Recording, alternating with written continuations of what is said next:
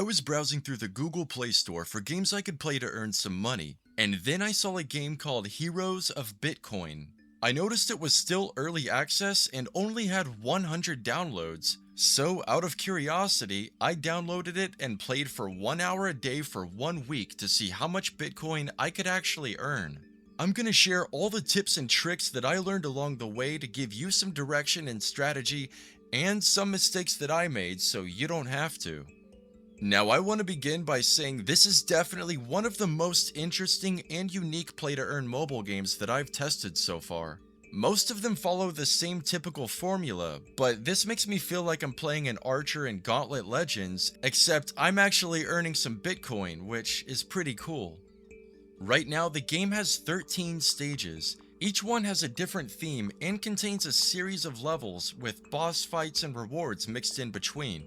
Here's what makes it unique, and is a feature that I really like about it. When you begin a stage run, you get to choose an ability that spins at random.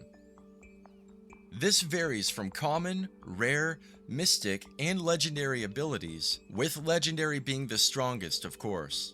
And because you gotta go through one level after the next, back to complete the entire stage, it's really important what abilities you choose because it can very easily make or break your character's build. If you're familiar with games like Diablo that revolve around a character's skill tree, then this operates a lot like that. After completing every 5 levels, you'll get to open an ability chest and roll for a new ability. Don't worry, you still get to keep your old one too. And if you choose the same ability twice, they do stack, meaning they continue to increase the more you choose them. What makes this fun is your experience with one stage may be entirely different each time you play it, because your characters are going to have different builds and abilities that require different strategies.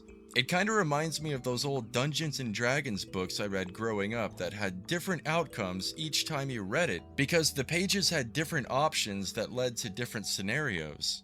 There are some really cool skills to choose from in here that pair incredibly with others if you pay attention, and some of them just seem to be straight up overpowered when you use them together, so don't just choose abilities that look cool. Think about the strategy you want to use and build around that, because you're going to be stuck with those abilities for a while. How long? Well, each stage has a different number of levels. Some have 15 while others have 35. And that can take a while to get through. And the game isn't too unforgiving, considering you get to either heal or increase your max health before each boss fight. And it lets you revive if you lose, if you watch an ad. If you end up losing anyways, you still get to keep what you earned. It just won't be as much. To view your items, you can click on the swords icon. This will take you to your inventory. You can equip one weapon, one hat, one ring, and one suit of armor at a time. You can level them up with gold coins to make them stronger, and some even give your character passive abilities if you level them up high enough. For instance, this Mystic Ceremonial Wand even gives me 2 abilities if I upgrade it to level 9. So it's a good idea to upgrade your best equipment because they do have different rarities. My character only has a common bow for a weapon, but I maxed it out at level 9 because it was cheap and it just worked really well for me and my strategy.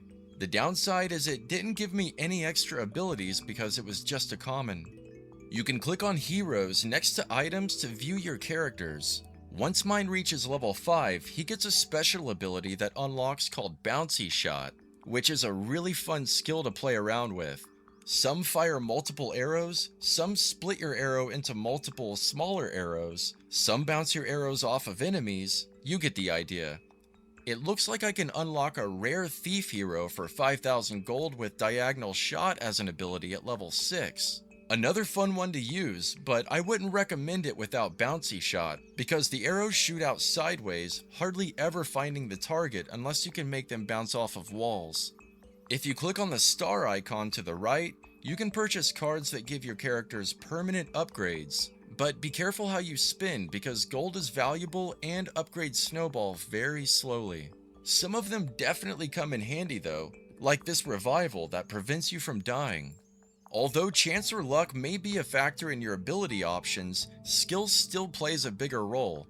you're going to be doing a whole lot of the 5 Ds: dodging, diving, dipping, ducking, and dodging. So make Patches O'Houlihan proud, because if you can master this, you don't have to waste a lot of your abilities building up your HP trying to become a tank. Don't get me wrong, it's great to have a lot of health as a safety net, but you don't need it as an archer, especially if you can just hide at long distance range and shoot through walls. Now each enemy has its own attack method, but once you get used to their attack patterns, you can counter them a lot easier. And it gets tricky because some attacks get blocked by walls, while others go over walls. Some cause burn damage, and others stick to the ground and hurt you if you walk over it. And all these different missiles come towards you at different speeds, which makes it harder to time and dodge. I kinda feel like I'm dodging missiles in Galaga. When you're ready to withdraw your Bitcoin, click on the icon here on the home page. This will take you to a page where you can link your ZBD wallet to the app for withdrawal. If you don't have a ZBD wallet already, you can download the app with my link for free in the description box below, then link it to the game.